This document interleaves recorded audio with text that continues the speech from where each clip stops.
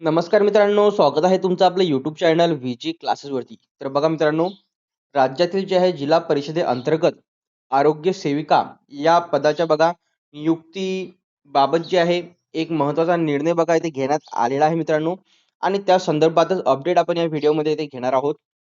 तर तुम्ही ते बघू शकता की राज्यातील 291 आरोग्य सेविकांच्या नियुक्त्या येथे नियमित करण्याबाबतचा जो हा निर्णय बघा राज्य शासनाने घेतलेला आहे. सोबतच बघा राज्यातील जिल्हा परिषदा अंतर्गत आरोग्य विभागामध्ये कार्यरत व सेवानिवृत्त झालेल्या बंधपत्रित 291 आरोग्य सेविकांच्या नियुक्त्या नियमित करण्याबाबत विभागीय आयुक्तांना अधिकार देण्यास बुधवारी झालेल्या मंत्रिमंडळ बैठकीत ज्या मंजुरी देण्यात आली आहे व बैठकीच्या अध्यक्षस्थानी मुख्यमंत्री देवेंद्र फडणवीस होते.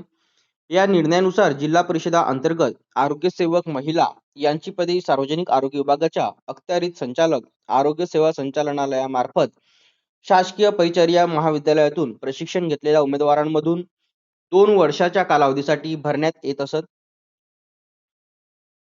हा कालावधी संपल्यानंतर जे आहे या उमेदवारांना कार्यमुक्त केले जात असे. त्यानंतर संबंधित जिल्ह्यातील रुग्णसेवेची निकड व जिल्ह्यातील रिक्त पदांची स्थिती लक्षात घेता त्यांना 11 महिन्याची अस्थायी नियुक्ती देण्याचे अधिकार विभागीय आयुक्तांना होते.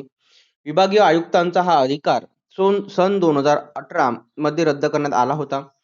बुधवारी झालेल्या मंत्रिमंडळाच्या निर्णयानुसार आता राज्यातील जिल्हा परिषदेअंतर्गत आरोग्य विभागात 15 एप्रिल 2016 पूर्वी नियुक्त झालेल्या तसेच सेवानिवृत्त झालेल्या व सध्या कार्यरत अशा 291 बंधपत्रित आरोग्य सेविका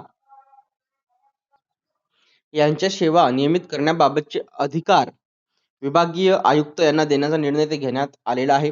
तर पहा मित्रांनो, अशा प्रकारे जे आहे आरोग्य सेविका या पदासाठीच्या बघा नियुक्तीबाबत जो आहे हा निर्णय बघा इथे शासनामार्फत इथे घेण्यात आलेला आहे.